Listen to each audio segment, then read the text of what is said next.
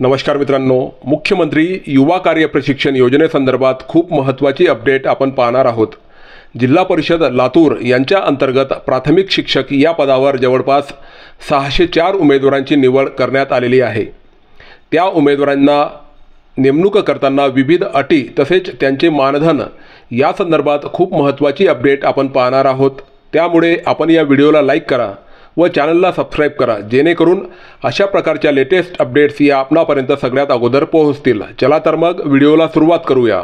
मित्रांनो, आता आपण लातूर जिल्हा परिषदेच्या प्राथमिक शिक्षण विभागाच्या रुजू आदेश पाहत आहात।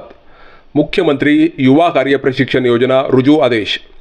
उपरोक्त विषयांन्वये आपणास कळवण्यात येते की मुख्यमंत्री युवा कार्य प्रशिक्षण योजना अंतर्गत आपली शिकाऊ प्रशिक्षणार्थी शाळा सहाय्यक म्हणून या कार्यालयाचे नाव जिल्हा परिषद प्राथमिक शाळा, केंद्र प्राथमिक शाळा, प्रशाला त्यांच्या नावासमोर दर्शवलेल्या शाळेत येथे खालील अटी व शर्तीच्या अधीन राहून आपली निवड करण्यात आलेली आहे।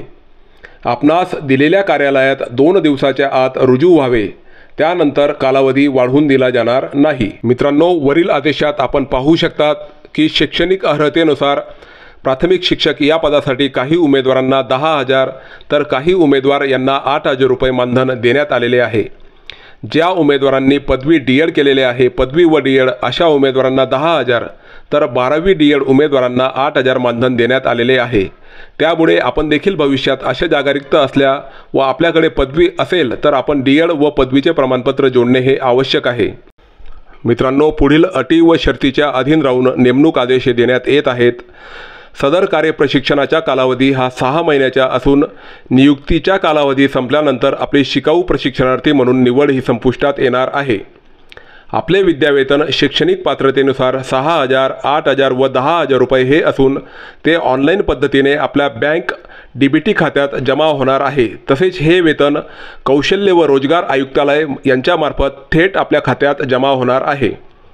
या योजनेअंतर्गत प्रशिक्षण घेत असताना आपणास कोणतेही किमान वेतन कायदा, राज्य कामगार विमा कायदा, कामगार भविष्य निर्वाह निधी कायदा, कामगार नुकसान भरपाई कायदा व औद्योगिक विवाद कायदा लागू राहणार नाही। या योजनेअंतर्गत प्रशिक्षणार्थीस प्रशिक्षण कालावधीत उपस्थित राहणे अनिवार्य आहे। संबंधित शासन निर्णयात नमूद केल्याप्रमाणे प्रशिक्षणार्थीस विद्यावेतन अदा करण्यात येईल।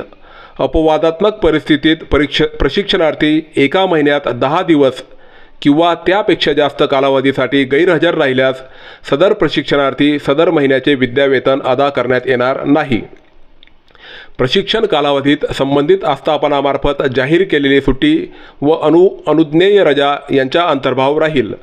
या योजनेअंतर्गत आपणास प्रत्यक्ष कामाचा अनुभव यावा व आपली कौशल्य वृद्धी व्हावी, त्यामुळे आपणास विविध क्षेत्रात रोजगाराच्या संधी उपलब्ध करणे हा या योजनेचा मुख्य हेतू आहे।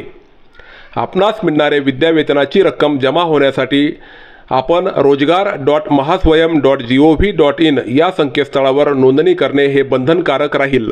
ऑनलाईन नोंदणी क्रमांक असल्याशिवाय विद्यावेतन मिळणार नाही। नोंदणी करण्याची सर्वस्व जबाबदारी ही संबंधित उमेदवाराची राहील। मित्रांनो, आपण या यादीमध्ये पाहत आहात की भरपूर उमेदवार यांनी महास्वयम पोर्टलवर नोंदणी केलेली नाही, परंतु ते BA डीएड असल्यामुळे त्यांची निवड झालेली आहे।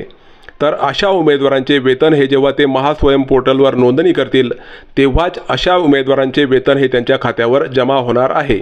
वरील अटी व शर्ती आपणास मंजूर असल्यास आपण दिलेल्या आपल्या शाळेत रुजू व्हावे असे देखील या आदेशात दिलेले आहे।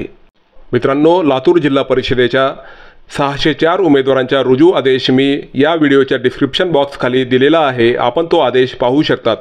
मित्रांनो, आपल्याला आजचा व्हिडिओ कसा वाटला ते आपण कमेंट बॉक्समध्ये कमेंट करून निश्चित कळवा। व्हिडिओ आवडला असेल तर व्हिडिओला लाईक करा व चॅनलला सबस्क्राइब करा, जेणेकरून अशा प्रकारच्या लेटेस्ट अपडेट्स या आपणापर्यंत सगळ्यात अगोदर पोहोचतील। जय हिंद, जय महाराष्ट्र।